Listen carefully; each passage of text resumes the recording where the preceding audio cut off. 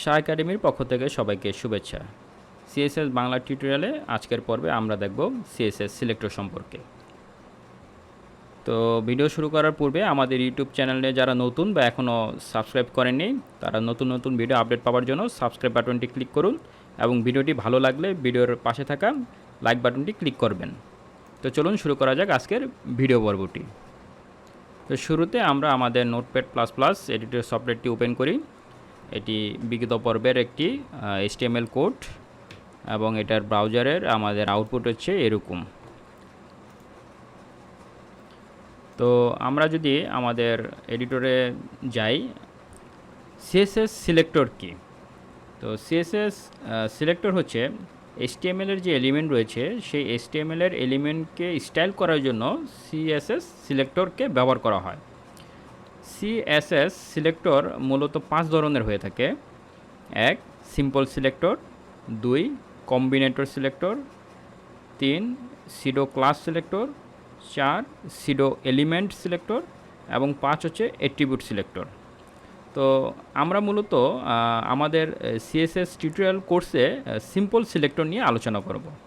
তো simple selector আসলে কোনগুলো? সিম্পল সিলেক্টর হচ্ছে আমরা যে HTML এর ট্যাগগুলো ব্যবহার করি বা HTML এর যে এলিমেন্টগুলো রয়েছে, প্যারাগ্রাফ, হেডিং, ইমেজ, এই সমস্ত এলিমেন্টগুলোকে আমরা সিম্পল সিলেক্টর হিসেবে ব্যবহার করতে পারবো। সাথে আমরা ক্লাস ব্যবহার করতে পারবো এবং আইডিও ব্যবহার করতে পারবো। তো ক্লাস কি এবং আইডি কি এই সম্পর্কে আমরা আমাদের বিগত একটা টিউটোরিয়াল কোর্সে সেখানে HTML এর CSS এর ক্লাস কীভাবে লিখতে হয় এবং আইডি কীভাবে লিখতে হয় সে সম্পর্কে আমরা বিস্তারিত আলোচনা করেছি।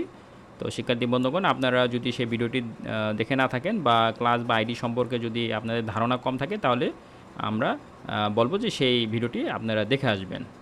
তো চলুন আমরা উদাহরণের মাধ্যমে আজকের পর্বটি শুরু করি। তো আমরা যে সিম্পল সিলেক্টরের জন্য আমরা শুরুতেই একটা এলিমেন্ট নিয়ে কাজ করি, যে আমরা একটা পি এলিমেন্ট নিলাম, প্যারাগ্রাফ। এই প্যারাগ্রাফকে আমরা সাপোজ তার একটা ব্যাকগ্রাউন্ড কালার ব্যবহার করি। ব্যাকগ্রাউন্ড কালার দিলাম সাপোজ ব্লু। আর তার টেক্সট কালার জন্য আমরা শুধু কালার প্রপার্টিটা ব্যবহার করব, কোলন টেক্সট কালার দিলাম হচ্ছে হোয়াইট এবং টেক্সট অ্যালাইন ব্যবহার করি আমরা সেন্টার। তো আমরা এখানে একটা পি এলিমেন্টকে আমরা স্টাইল করলাম। তো আমরা বডি ট্যাগের ভিতরে একটা পি এলিমেন্ট নেই, লিখলাম যে this is paragraph for P element. তো আমরা প্রোগ্রামটিকে যদি সেভ করে যদি আমাদের ব্রাউজে গিয়ে রিফ্রেশ বাটনটা ক্লিক করি তাহলে দেখুন যে this is paragraph for P element এই লেখাটি হোয়াইট কালারে শো করছে, ব্যাকগ্রাউন্ড হচ্ছে আপনার ব্লু এবং টেক্সট লেখাটি হচ্ছে মাঝ বরাবর শো করছে, কারণ আমরা টেক্সট অ্যালাইন প্রপার্টি সেন্টার ব্যবহার করেছি। তো এখন যদি আমরা একটা ক্লাস ব্যবহার করতে চাই, সাপোজ ক্লাসের শুরুতে আমরা ডট ব্যবহার করব এবং সেই ক্লাসে আমরা সাপোজ লিখলাম হচ্ছে মাই কালার। আমরা সেকেন্ড ব্র্যাকেটে দেই, আমরা যে কালার আছে এই কালার প্রপার্টিটা নিয়ে আসি মাই কালার ক্লাসের ভিতরে এবং এটার প্রপার্টি হিসেবে আমরা কালার দেই রেড। তো এই ক্লাসটি আমরা প্যারাগ্রাফের ভিতরে যদি ব্যবহার করতে চাই তাহলে অবশ্যই আমাদের ক্লাস অ্যাট্রিবিউটটি ব্যবহার করতে হবে। ডবল কোটেশনের ভিতরে আমাদের যে মাই কালার, এই মাই কালার ক্লাসটি নিয়ে আসতে হবে। এখন প্রোগ্রামটিকে যদি আমরা সেভ করে ব্রাউজারে রিফ্রেশ বাটন ক্লিক করি, দেখুন এখন প্রোগ্রামটি দিস ইজ প্যারাগ্রাফ এই লেখাটি রেড কালার দেখাচ্ছে। আসলে রেড কালারটা আসলে ভালো দেখাচ্ছে না, আমরা রেডের পরিবর্তে হোয়াইট কালারই নেই। আবার যদি প্রোগ্রামটিকে সেভ করি এবং রিফ্রেশ বাটন ক্লিক করি, দেখুন হোয়াইট কালার দেখাচ্ছে, এখন দেখতে একটু ভালো লাগছে। তো শিক্ষার্থী বন্ধুগণ, আমরা এখানে এলিমেন্টও ব্যবহার করলাম এবং একটা ক্লাসও ব্যবহার করলাম। তো এখন আমরা যে জিনিসটা দেখাবো সেটা হচ্ছে যে আমরা একাধিক ক্লাস ব্যবহার করতে পারি এবং কিছু ক্লাস রয়েছে যেগুলো আমরা নির্দিষ্ট করে দিতে পারি যে এটা কোন এলিমেন্টে ব্যবহার করবে। অর্থাৎ আমরা যদি এখানে পি ট্যাগ ব্যবহার করি এবং পি ট্যাগের পরে এই ডট মাই কালারটি ব্যবহার করি, কালার হোয়াইট দেই,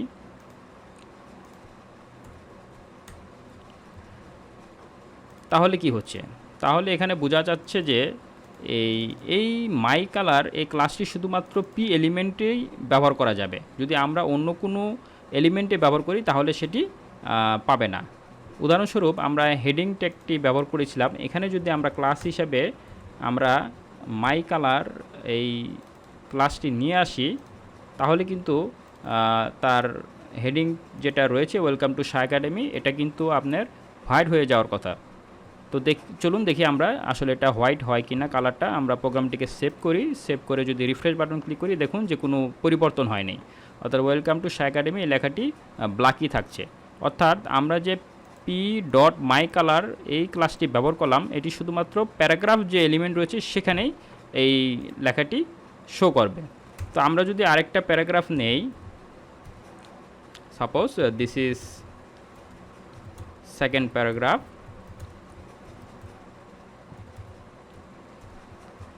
এবং প্রোগ্রামটিকে সেভ করি, সেভ করে রিফ্রেশ বাটন ক্লিক করি, দেখুন যে এখানে কিন্তু আপনার দিস ইজ সেকেন্ড প্যারাগ্রাফ এই লেখাটি শো করলো। দেখুন এখানে কিন্তু ব্ল্যাক এই কারণে যে আমরা কিন্তু এখানে কোনো ক্লাস ব্যবহার করিনি।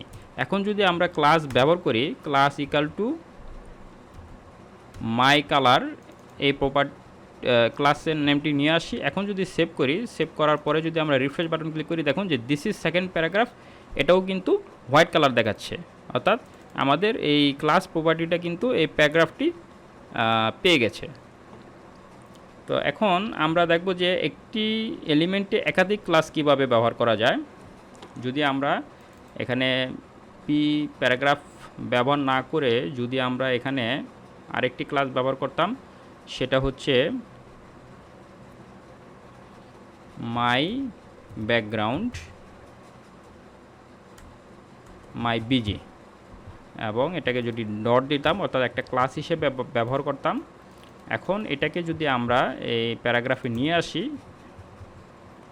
তাহলে দেখুন যে এখানে আমরা পরপর দুইটা ক্লাস ব্যবহার করলাম, my colour R my busy, মাঝখানে কিন্তু একটা স্পেস দিতে হবে। এখন প্রোগ্রামটিকে সেভ করে রিফ্রেশ দিলে কিন্তু প্রথম যে এলিমেন্ট সেটাকে দেখাচ্ছে, দ্বিতীয় এলিমেন্টটা কিন্তু দেখাচ্ছে না, কারণ এখানে মাই কালারের মাধ্যমে হোয়াইট চলে এসেছে এবং হোয়াইট থাকার কারণে ব্রাউজার ডিসপ্লে হোয়াইট, যার কারণে লেখাটি শো করছে না। তো আমরা এই প্যারাগ্রাফের যদি মাই ব্যাকগ্রাউন্ড কালারটি যদি দ্বিতীয় যেই আমরা দিস ইজ সেকেন্ড প্যারাগ্রাফ অর্থাৎ দ্বিতীয় এলিমেন্টও যদি আমরা নিয়ে আসি, এখন যদি আমরা সেভ করি তাহলে দেখুন রিফ্রেশ বাটন ক্লিক করলে যে দিস ইজ সেকেন্ড প্যারাগ্রাফ এই লেখাটিও শো করছে। অর্থাৎ আমরা একটা এলিমেন্টে যে একাধিক ক্লাস ব্যবহার করতে পারি সেই জিনিসটা আমরা দেখলাম। তো শিক্ষার্থী বন্ধুগণ, এখন আমরা দেখব যে গ্রুপ সিলেক্টর কিভাবে একাধিক এলিমেন্টকে সিলেক্ট করা যায়। সেজন্য আমরা এই প্রোগ্রামটিকে ডিলিট করি। এখন আমরা চাচ্ছি যে হেডিং এবং প্যারাগ্রাফ সাথে আমরা আরেকটি নেই, suppose heading 2, this is heading 2, এবং আমরা প্রত্যেকটি ক্লাস এখান থেকে আমরা মুছে দেই। আমাদের এই ক্লাসগুলো এখন আর দরকার নেই যেহেতু আমরা ডিলিট করে দিয়েছি। এখন প্রোগ্রামটিকে যদি সেভ করে রিফ্রেশ বাটন ক্লিক করি তাহলে দেখুন যে সিম্পল জাস্ট হেডিং 1, হেডিং 2 এলো প্যারাগ্রাফ, প্রথম প্যারাগ্রাফ, এটা হলো দ্বিতীয় প্যারাগ্রাফ।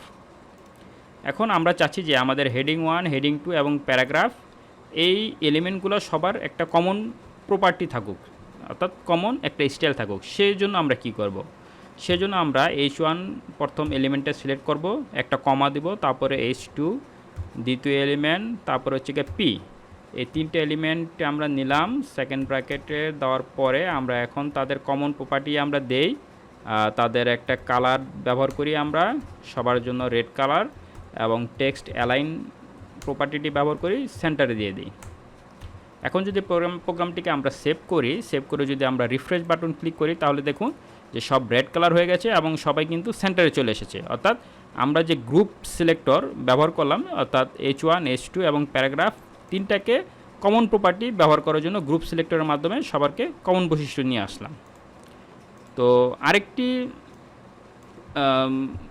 সিলেক্টর ব্যবহার করি আমরা, সেটা হচ্ছে ইউনিভার্সাল সিলেক্টর। সেটার জন্য আমরা স্টার চিহ্ন দিব, অর্থাৎ এখানে আমাদের যে বডি ট্যাগের ভিতরে যে এলিমেন্টগুলো ব্যবহার করলাম আমরা, হেডিং 1, হেডিং 2, প্যারাগ্রাফ, এরকম আরও যদি আমরা এলিমেন্ট ব্যবহার করতাম এবং সবার জন্য যদি একটা কমন প্রপার্টি আমরা স্টাইল করতাম, সেক্ষেত্রে আমরা এই স্টার চিহ্নর মাধ্যমে সেই কাজটি করতে পারি। এখন যদি আমি এটার রেডের পরিবর্তে যদি আমি সাপোজ কালারটা দিলাম ইয়েলো, এখন যদি প্রোগ্রামটিকে আমরা সেভ করি, সেভ করে রিফ্রেশ বাটন ক্লিক করি, তাহলে সব কালার কিন্তু ইয়েলো হয়ে যাওয়ার কথা এবং সবাই সেন্টারে চলে আসছে।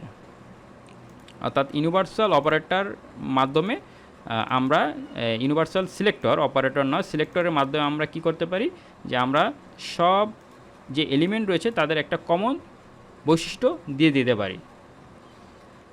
তো শিক্ষার্থী বন্ধুগণ, আজকের ভিডিও টিউটোরিয়াল এই পর্যন্তই। আশা করি সবাই শাহ একাডেমির সাথে থাকবেন। ধন্যবাদ সবাইকে।